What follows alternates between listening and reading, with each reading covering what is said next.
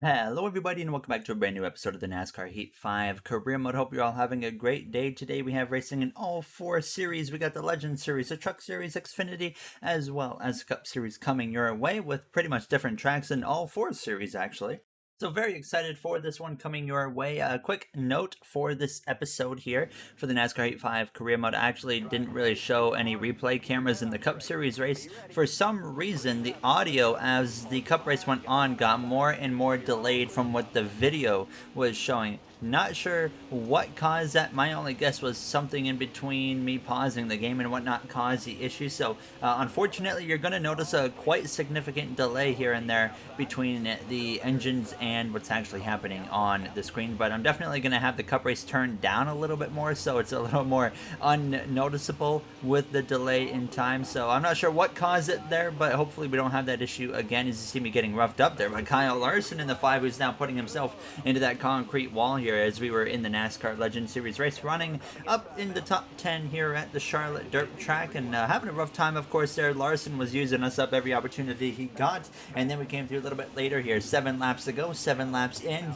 side by side here with Michael Cozy Jr. going at it with both him as well as Travis Brown. David Schildhouse was just a few spots in front of us as Tony Stewart was currently leading the ways. We were 3 wide with Cozy and Travis Brown there into turns 1 out of turns 4. So we having a nice little scrap with these two drivers now and content creators, and then we come through to just a few laps to go in this race, and finally I would be able to get ahead of Cozy, move up into P7. Tony Stewart would be able to come through turns 3 and 4 to win the race here from the Charlotte dirt track as I'm trying to run down David Schildhouse with 1/2 lap to go, but unfortunately not quite enough. I sail it off into turn 3, still not enough to get to him. Now as we're going to get to the side of the 3 there of Austin Dillon, but come through to cross the line for a P7 finish in the Freightliner 100 at the Charlotte dirt track.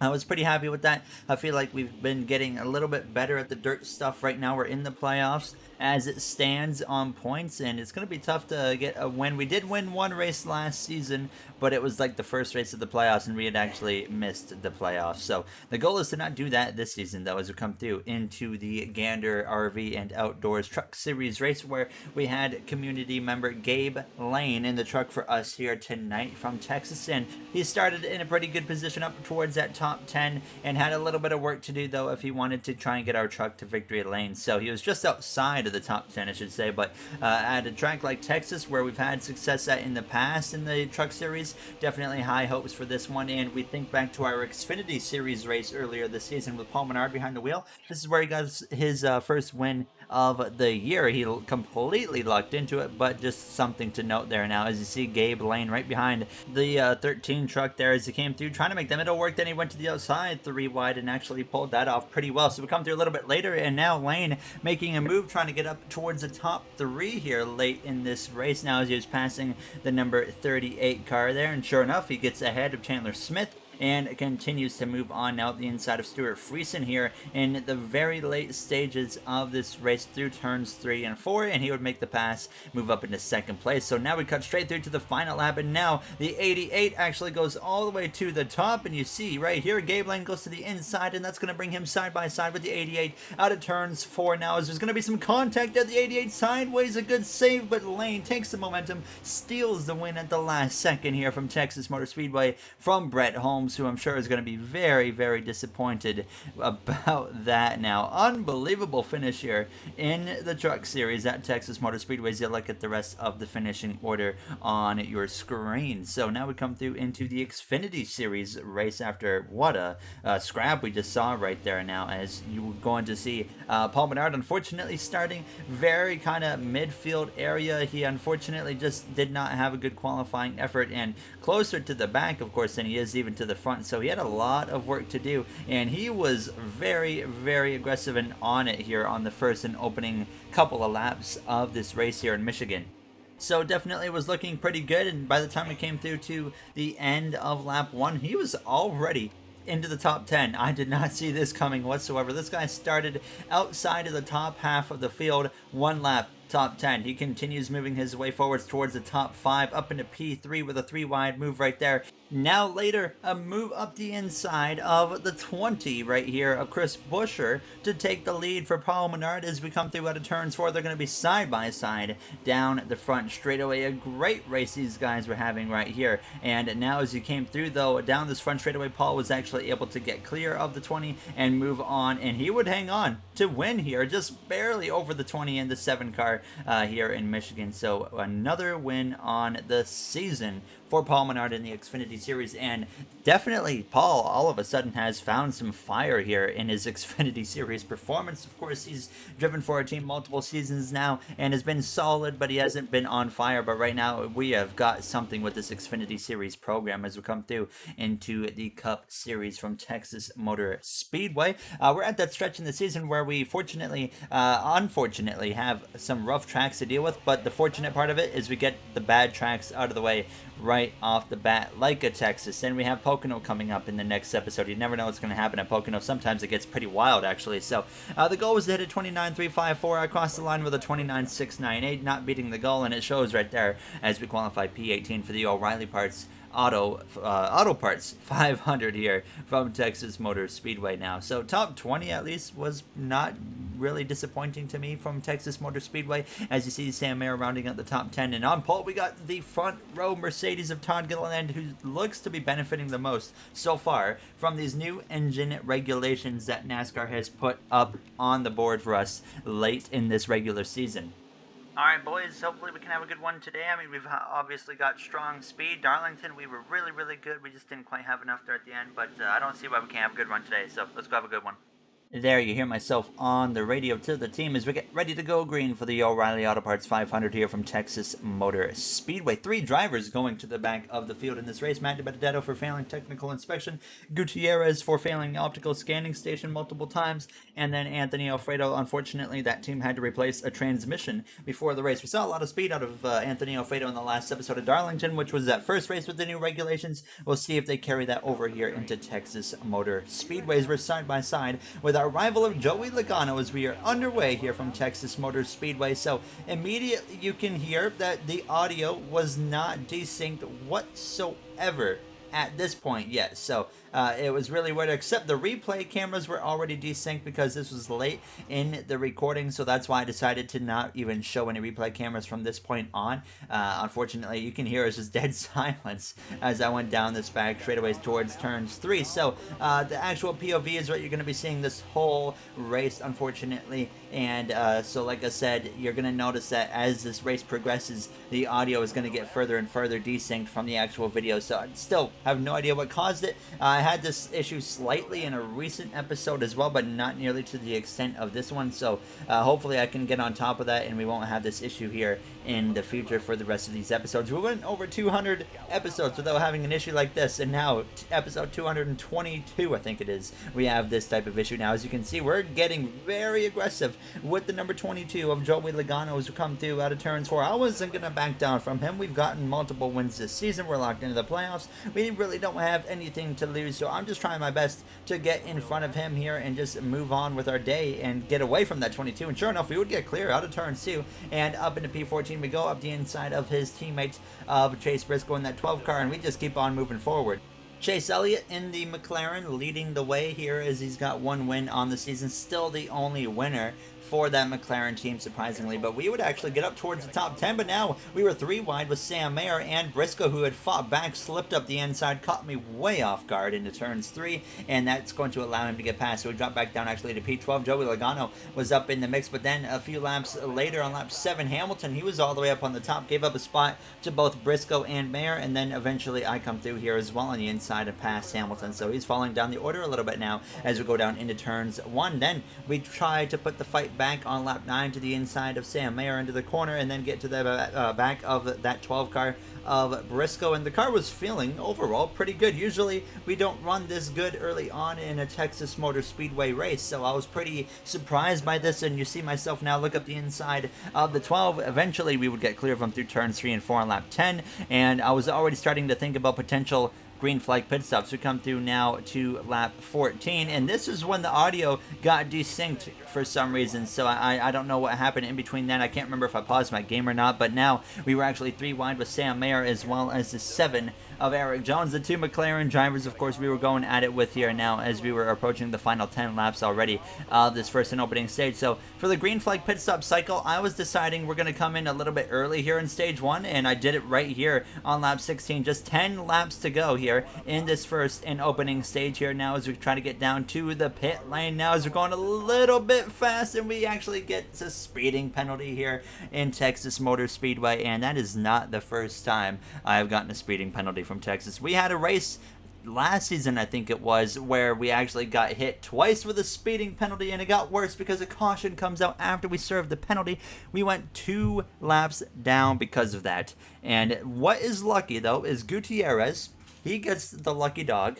We get to get 1 lap back because everybody had to pit. So now we're only 1 lap down, and we actually got the free pass because it was Gutierrez bringing out the caution from the looks of it. So it gets even more strange there, but you can definitely really tell the audio delay now as we were still under caution. You can hear the engines starting to get going because it was under green flag conditions. But now it presented an interesting scenario where in 5 or 4 laps time here, stage 1 comes to an end, and we're actually going to get the lucky dog again, and we'll be right back on the lead lap. So it's not the end of the world. The caution obviously kind of worked in its own kind of way. Obviously it didn't work at the same time because we're 2 laps down when we shouldn't have been, but if I didn't get a penalty, we would have been in great shape. But we came through to end stage 1 here in 39th place. So wasn't the most happy with that because now obviously we have to work our way all the way back forwards here in the start of the second stage. So that is going to be a very tough thing to do. As Chase Elliott wins stage 1, gets a playoff point there for him and that McLaren racing team. We're going to come into the pit lane for 2 cans of fuel as well as 4 fresh tires. Very easy call to make. I decided, of course, we couldn't really do an amped segment for this episode with the unbelievable audio delay. So no amp, we're just sticking with the POV, and hopefully next episode we aren't going to have this issue.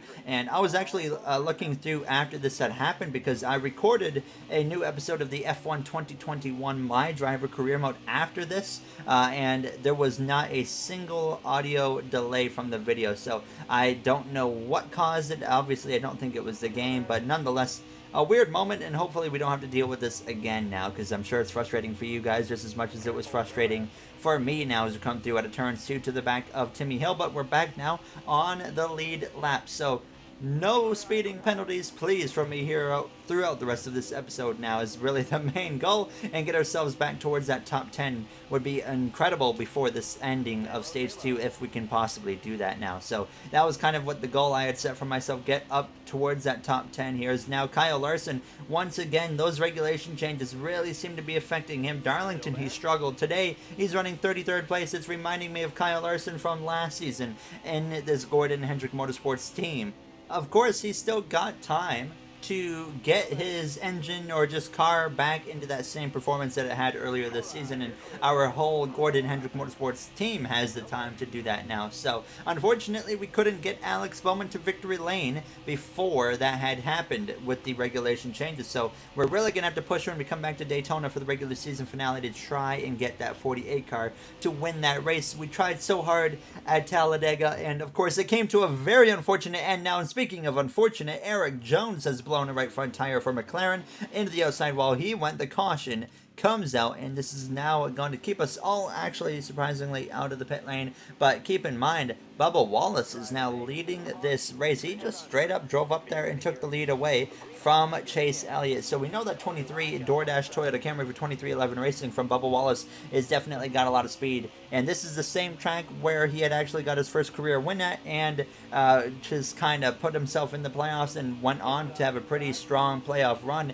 And it's, I don't know what it is about Texas Motor Speedway, but a few seasons ago, Bubba Wallace was in position to get his first win at this very track, and then threw it away within like the last 2 laps. And then last season, he got his first win at this track, and and now here he is leading the way today. So Bubba Wallace, Texas Motor Speedway, they really seem to gel well together, and we're seeing a good run out of him again here for 2311. I'm not sure if we're going to quite be able to see the same performance from last season where he won the thing now as we make a 4-wide pass right here through the tribal down towards turns when we get past the AlphaTauri of Brandon Jones, past the 10 of Matt DiBenedetto there for Stuart Haas Racing, and we were up the inside of the number 16 colleague car of Justin Haley. And as you can expect, we just kept on moving our way forwards. Now at the inside of the 44 of Lewis Hamilton, Bubba Wallace continuing to lead the way, so he was really showing, improving. He had the pace. Now as we were 3 wide with both Lewis Hamilton as well as Kyle Busch, but there we got ahead of Lewis right there into turns 1 side by side with the 18 down into turns 1, and we would get clear of him as well. So I said the goal earlier, get to the top 10 before the end of stage 2, or at least as close as possible. We were up to 14th place after passing William Byron, but out of turns 4 and lap 14 actually clipped the outside wall. A big costly error right there from myself, and unfortunately we did some damage there to the right side of the car. And then on lap 20 the tire icon had come on. We were getting close. I was trying to stretch out the pit strategy this time, but on lap 22, coming to just 2 laps to go, I realized I can't make it on field. So I see everybody now coming into the pit lane, so of course I am going to join them as well. Chase Elliott stays out. He's confident he can go at least another lap now as we get onto the pit lane. We actually get a speeding penalty. I don't know how this happens. There was no way I was speeding onto the pit lane, and here's the replay. So it's 45 miles per hour into the pit lane. I'm going 38 when we hit the commitment line, and they gave me a speeding penalty. So I was forced into doing a 2-tire stop and just a splash of field to get to the end of the stage. But then we had a whole nother situation going on. Chase Elliott, I don't know how he did it, but he stays out long enough to actually go around a whole nother lap. He's on the final lap of stage 2 on the pit lane right now. If he crosses the line, we're going to be trapped a lap down all of a sudden, and so is a bunch of other drivers, and he is coming to the line right now. I think Chase Elliott just won stage 2. It was very close actually, because his teammate of Eric Jones had just gotten past him at the line. So we exit turns 4, and we're only going to be 32nd or 30th place at the line, and that's not even because of the penalty. That's just because of this weird strategy of somehow the 7 and the 9 McLaren drivers make it to the end. A little bit fascinating, to say the least, that both McLaren drivers managed to stretch their field significantly longer right there. Maybe something to keep an eye on and look into here in the future. We might have to launch another investigation with NASCAR at this point, but now you can see the situation. There's only 20 drivers, I think, there on the lead lap, and unfortunately not all of them are pitting, so we cannot take a wave around. So I decided to just come in, of course, for 4 tires, 2 cans of fuel. The right rear tire was at 4%, so just very, very frustrated about that, of course. I still just don't understand how the AI, or sorry, not the AI, how the game called a penalty on us for speeding when we were very clearly going 38 miles per hour into a 45 mile per hour pit lane, and they said I was speeding. So I don't get it, but obviously now we have a lot of work to do because we only have 29 laps to go in this race due to being a lap down. Chase Elliott up there. Bubba Wallace, by the way, was one of those drivers that got trapped a lap down. He had to take the lucky dog, so he's got to work his way all the way from the back of the pack to the front if he wants to find a way to win this race with what could be the fastest car on the day, or at least one of the fastest cars here in Texas Motor Speedway. Now as we get to the back of the 22 of Joey Logano, a little bit of contact with him through the center of 3 and out of turns 4 as we go down this front straightaway. I don't want to waste any time. We're racing for the lucky dog. Some contact with the 22 of Joey Logano. It was 4 wide there for a second as we go down into turns 1, but like I said, I'm not wasting any time. I'm trying to get myself into lucky dog position, and we would actually get into that lucky dog position. We did a great job actually moving our way forward, so we were in the lucky dog spot now, just hoping that a caution was going to come out a lot sooner rather than later, of course. Now as we're to the inside of the AlphaTauri of Brandon Jones, then we get to the inside of Kyle Busch here a few moments later on lap 61, and we would have a nice little side-by-side battle with him here for a front straightaway or so. But the driver that was chasing us for the lucky dog position, well, there was 2 drivers. It was both Derek Kraus and Austin Dillon, so the 45 and the 3 car. And then on lap 63, Derek Krause had gotten to my back bumper, and I'm, of course, playing defense mode right here, just trying to hold him off as he came through out of turns 4, but it wasn't really working the greatest now, as he was putting on a lot of pressure on myself. So I was a little bit concerned. I was really desperately hoping for that caution to come out, but it just didn't seem to be happening here as I'm playing massive defense on him. But as we came through out of turns 2 on lap 64, I just couldn't keep the car down like I could, or like he could. So now I force him all the way to the inside white line, not enough to hurt his momentum. So we lose the lucky dog position, unfortunately, to Derek Krause. And it wasn't long until Austin Dillon would get up our inside into turns 3 on lap 65 with just 19 laps to go. Now I'm realizing that this pretty much guarantees our fate right here, and our race is not going to have a nice welcoming or comforting ending for us now. So we would fight back to the inside of Austin Dillon as he was side by side with Christopher Bell, so we took a 3 wide with him. Hamilton running pretty well up here in P3, but you can see both Krause and myself faster than a driver right now that's running in 3rd place, so that kind of added on to the frustration now. Not much, of course, that we can do about it because we need a caution, and I wasn't just going to deliberately take anybody out. So frustrating, of course, nonetheless, now as we're in front of that Austin Dillon car, but the caution actually comes out with 15 laps remaining. Unfortunately, we're not in a position to get a lucky dog, and we have to come to the pit lane at this point. So now we hopefully will be in the lucky dog spot, but I lost 11 positions because the AI did not take 4 tires. So we drop all the way towards the back of the pack once again, so we have to make up a lot of ground, and we only have 10 laps to go in this race. And obviously at this point, 10 laps to go in Texas Motor Speedway, we're a lap down. It's race over for us at this point. Here's a come through out of turns 2, trying to get to the outside of the 6 of Ricky Stenhouse Jr. Derek Krause up the inside.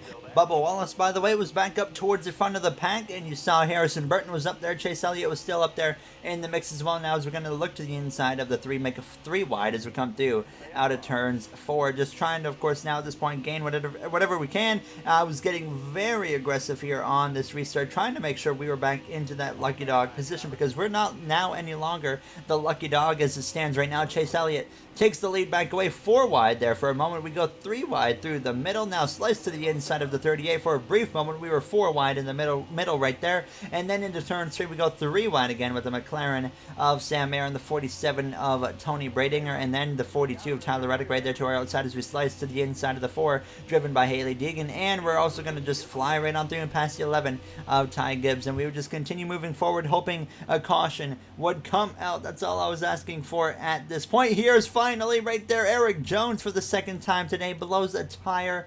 Caution comes out, and finally with 7 laps to go, we get the lucky dog here from Texas Motor Speedway. Obviously too little too late here, but we still have an opportunity to have a relatively decent finish here now.